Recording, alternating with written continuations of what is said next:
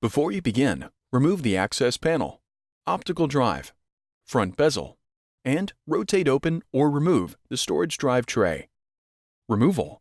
Important. In some units, the heatsink or graphics card can block access to the hard drive. Because of this, it is recommended to rotate the drive cage out. Disconnect the cables from the hard drive. Press the hard drive release latch. Firmly grasp the hard drive and remove the hard drive from the tray. Replacement.